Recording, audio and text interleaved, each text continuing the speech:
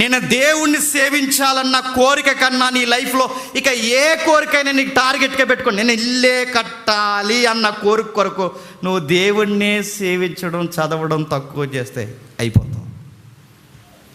నేను ఉద్యోగం కొట్టాలన్న టార్గెట్ మంచిదే, కానీ ఆ ఉద్యోగం కొట్టాలన్న టార్గెట్ కొరకు ఈయన సేవించడం తగ్గించావో అయిపోతావు. గుర్తుపెట్టుకో. డబ్బులు దాయాలి, ఎవరిని చేదాటకూడదు, మంచిదే దాయి, కానీ డబ్బే పిచ్చెక్కి ఆ డబ్బు కొరకే పిచ్చి పిచ్చి వ్యవహారాలు చేసి ఆయన సేవించడం తగ్గించావో డబ్బు ఉరుతడవద్దు. గుర్తుపెట్టుకో. కోరికలు మంచివే, ఆ కోరిక దేవుణ్ణి సేవించాలన్న కోరిక కన్నా ఎక్కువైతే నీ కోరిక నేను చంపేస్తాను. సొలొమోనుకు డబ్బు వచ్చింది, బంగారం వచ్చింది. లలిత జ్యువెలరీ అని ఎలాగంటాడు, డబ్బులు ఊరకే ఎవరికి రావు అని. నేను మాట చెప్పిన, సొలొమోనుకి బంగారం ఊరకే వచ్చింది, ఊరకే. ఆయనకి డబ్బులు ఊరకే రావన్నాడు ఆ గుండె అయినా. నేను సొలొమోనుకి ఊరకే తెచ్చేవారండి, నెంబర్ 1 గోల్డ్ ఊరకే. బంగారం తెచ్చారు, ఎండు తెచ్చారు, వజ్రాలు తెచ్చారు, వైడూర్యాలు తెచ్చారు, విలువైన వస్తువులు తెచ్చారు, నెమలు తెచ్చారు, ఏనుగు దంతాలు తెచ్చారు. ఆయనకి కావాల్సిన ఎంత తెచ్చారు అని అడుగుతాను. ఎంత కోరిక ఎందుకు వచ్చింది? ప్యాలెస్లు కట్టాలన్న కోరిక వచ్చింది. ఇల్లు కట్టుకోవాలనుకున్నాడు, భవంతులు స్థాపించాలనుకున్నాడు, మంచి భోజనాలు తినాలనుకున్నాడు, పెళ్ళిళ్ళు చేసుకోవాలనుకున్నాడు, డబ్బులు దాచుకోవాలనుకున్నాడు. నాకున్నంత డబ్బు ఇంకెవరి దగ్గర ఉండకూడదు అనుకున్నాడు. యెహోవాను సేవించడం పక్కన పెట్టాడు, పోయాడు. నేను మళ్ళీ చెప్తున్నానండి, ఒక్కసారి వాక్యం చదవడం మానేస్తే మనం ఏం చేస్తున్నామో కూడా మనకి ఏమీ అర్థం అవుతుంది. వద్దన్నది చేశాడు, వద్దన్నది చేశాడు. మొదటి రాజుల గ్రంథం 3వ అధ్యాయం చూడండి. మొదటి రాజుల గ్రంథం 3వ అధ్యాయం మొదటి వచనం చూడండి.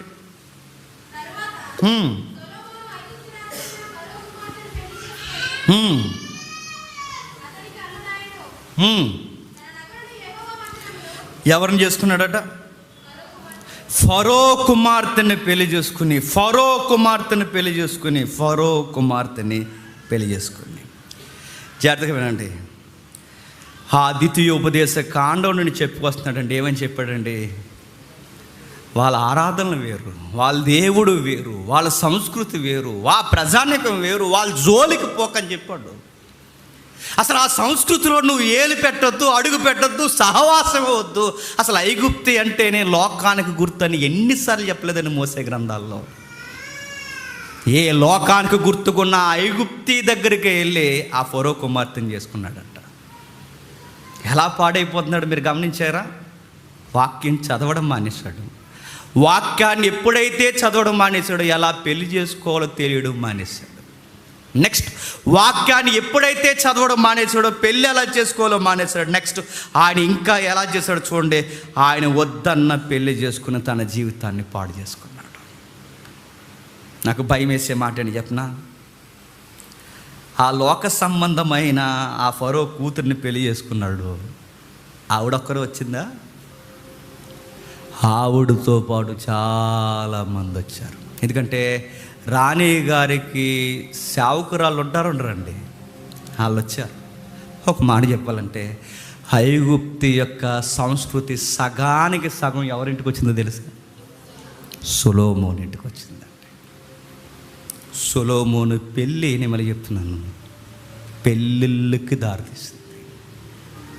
నేను చూసిన వాళ్ళు నేను చాలామంది చెప్తున్నాను, పెళ్ళి తర్వాత వాళ్ళ జీవితం వేరు, పెళ్ళికి ముందు వాళ్ళ జీవితం వేరు. నేను చూసిన వాళ్ళు చెప్తున్నాను. కేవలం పెళ్ళి తర్వాత ఈడు ఎలాగైపోయాడేటని నేను చూసిన వాళ్ళు ఎంతమంది ఉన్నారు, ఎంతమంది. కేవలం పెళ్ళి సోగ్గాలు చెప్తారు. ఏమైనా తెలుసా? నేను మార్చేసుకుంటానండి. సొలొమోనే మార్చలేకపోయాడు అయ్యా.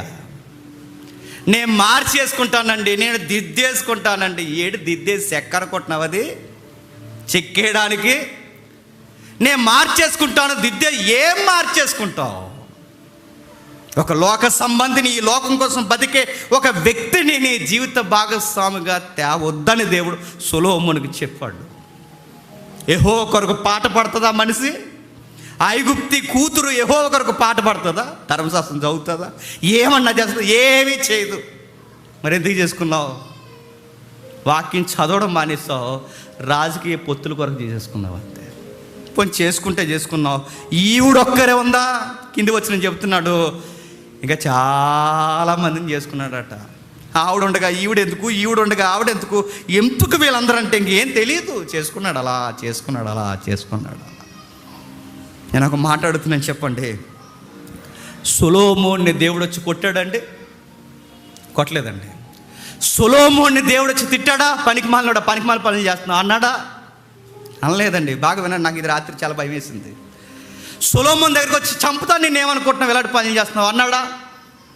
ఏమనలేదండి. దేవుడు ఇలాంటి వ్యక్తులకి బైబిల్ చదివి ఒకరోజు బైబిల్ చదవడం మానేసే వారికి దేవుడిచ్చే అతిపెద్ద శిక్ష ఏంటో చెప్పనా? ఇంకేం అలా వదిలేస్తాడంతే. అలా దొల్లు, అందులో పడి దొల్లరాని ఇంకా అలా వదిలేస్తాడంతే. నువ్వు దొల్లి దొల్లి దొల్లి దొల్లి పొరలాడి పో, ఇంకా అలా వదిలేస్తాడంతే. దేవుడిచ్చే అతిపెద్ద శిక్షల్లో శిక్ష ఏంటో చెప్పనా? ఇంకేమండండి. ఇంకా మనం అనుకుంటే వీడికి ఏమవుతుంది, ఆడికి ఏమవుతుంది, ఆడినేమండు దేవుడు, ఆడినేమండు. కయ్యేను కానీ చంపలేదు, వదిలేశాడు. సౌలుని ఏమనలేదు, వదిలేశాడు. సౌలుకి సావు రాలేదండి. మీకు తెలుసా, చచ్చిపోదాం అనుకున్నాడు సౌలు. వరి నన్ను చంపడరా, ఆడు పొడి చేశాడంటే నేను చంపడన్నాడు, సావే రానుంది. సూసైడ్ చేసుకుని చచ్చిపోయాడు.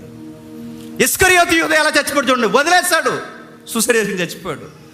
మనం ఎలా చచ్చిపోతాం చెప్పిన, మళ్ళీ చెప్తున్నాను. దేవుడిని మనం వదిలేస్తే, వాక్యం చదవడం మనం మానేస్తే, దేవుడు మనకి ఇచ్చే అతిపెద్ద పనిష్మెంట్ ఏంటి చెప్పిన, ఏమండండి, వదిలేస్తాడంతే.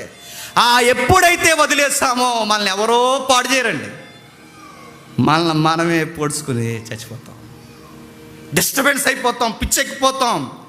రకరకాల పదవుల కొరకు, ఈ డబ్బుల కొరకు, ఈ వ్యామోహాలు మెయింటైన్ చేయలేక పాడైపోతాం. ఇంత పెద్ద జ్ఞాని, అయ్యో ఇంత పెద్ద జ్ఞాని ఎలా పాడేయడంటే బైబిల్ మళ్ళీ సెలవిస్తుంది, ఆ పెద్ద మనిషి బైబిల్ చదవడం మానేస్తాడు. ఇంత జ్ఞానే బైబిల్ చదవడం మానేస్తే ఎంత పతనం అయిపోతే అడుగుతున్నాను, మళ్ళీ అడుగుతున్నాను. మన జ్ఞానులం కాదు. మనకు ఒక వాక్యం తెలిస్తే వాక్యం తెలియదు మనకి, ఒక పుస్తకం తెలిస్తే ఒక పుస్తకం తెలియదు మనకి, ఒక వివరణ తెలిస్తే ఒక వివరణ తెలియదు మనకి. ఏమీ తెలియదు మనమే అప్పుడప్పుడు బైబిల్ చదివితే ఏ ధీమాతో బతికేద్దాం అనుకుంటున్నాను. నేను చెప్తున్నాను, నేను వదిలేస్తాడు ఏమనుకుంటున్నా, వదిలేస్తాడు, అలా వదిలేస్తాడు. ఎప్పుడైతే ఆయన వదిలేస్తాడో సొలొమోను గారు పాడైపోయాడండి. కయ్యేని వదిలేశాడు, సౌలుని వదిలేశాడు, యోధాను వదిలేశాడు. మీరు బైబిల్ చదవండి, ఆయనకి నచ్చిన వాళ్ళని ఇంకేమండు, అలా వదిలేస్తాడు అంతే. మనం అనుకుంటాం వీడికి దేవుడు ఏం శిక్ష విధించలే అంటే, ఏం విధించడం, వదిలేసాడండి. అలా పొర్లుతాడు. సావు కూడా రాదండి, త్వరగానే సావు కూడా రాదు. అలా దొలుతాడు, ఇలా దొలుతాడు, అలా దొలుతాడు, ఇలా దొలుతాడు, అలా దొలుతాడు. చివరికి ఘోరంగా ముగిసిపోతాడు. బరువు ఎక్కువైపోయే ఒక మాటను చూడండి. ఓషియా గ్రంథం 4వ అధ్యాయం, ఓషియా గ్రంథం 4వ అధ్యాయం 17వ వచనం చూడండి. ఓషియా గ్రంథం 4వ అధ్యాయం 17వ వచనం. ఓషియా గ్రంథం 4వ అధ్యాయం 17వ వచనం. ఎఫ్రాయిము విగ్రహములతో కలుసుకొనెను, వారిని అలాగే ఉండనిమ్ము,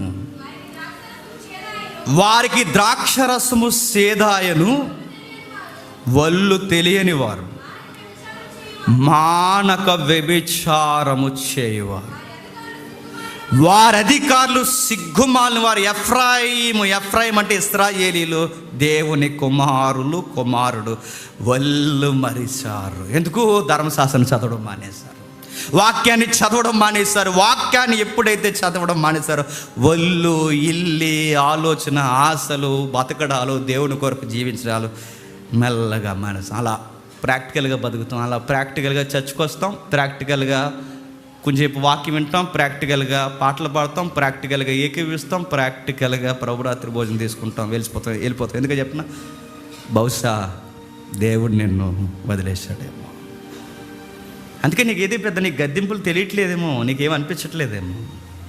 చక్కగా వ్యభిచారం చేసేస్తావు, ఏమీ తెలియనట్టు చచ్చుకొచ్చేస్తావు. గద్దింపు రావట్లేదేమో. చక్కగా దొంగతనాల్లో పాలు పంపులు పొందుతావు, ఏమీ తెలియనట్టు చచ్చుకొచ్చేస్తావు. గద్దింపు రావట్లేదేమో.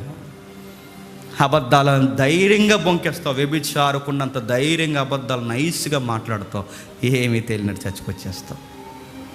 బహుశా నీకు ఏం కుట్టినట్టు ఇక్కడ వాక్యం నీకు అనిపించట్లేదంటే, కయ్యేని వదిలేసినట్టు, సౌలుని వదిలేసినట్టు, యోధాను వదిలేసినట్టు, సొలొమోను వదిలేసినట్టు వదిలేసాడంటావా? అందుకే నీకు ఆ నొప్పి అనిపించట్లేదా? నీకు బాధ్యత, నా లైఫ్ ఒకప్పుడు ఎలా ఉండేది, నా గ్రాఫ్ ఇలా తగ్గింది ఏంటని అసలు నీకు ఆ గ్రాఫ్ నీకేం కనిపించట్లేదా? జాగ్రత్త చెక్ చేసుకో. ఓషియా గ్రంథం 13వ అధ్యాయం 9వ వచనం చూడండి, ముగించుకుందాం. 13వ అధ్యాయం 9వ వచనం త్వరగా. ఇశ్రాయేలు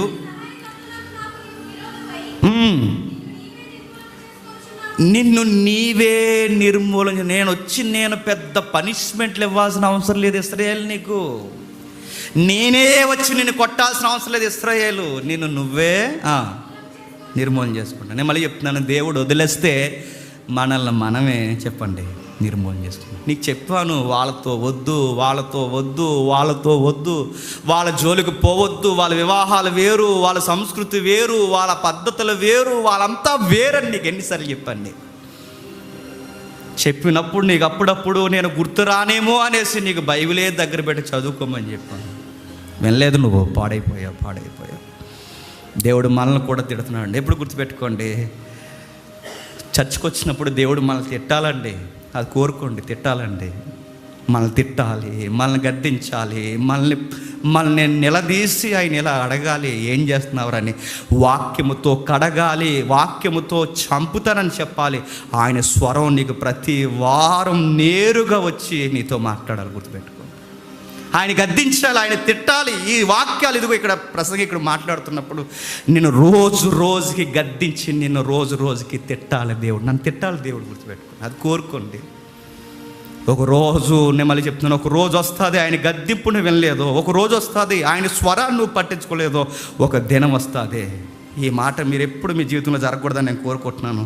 ఒక దినం వస్తుంది, ఆ దినము యెహోవాను ఎంత ఎతికినను నీకు కనబడ్డో దొరకడు. గుర్తుపెట్టుకో, ఆయన గద్దింపులు నీకు రావు. గుర్తుపెట్టుకో, ఆయన గద్దింపులు నీకు ఇంకెప్పుడు దొరకవు.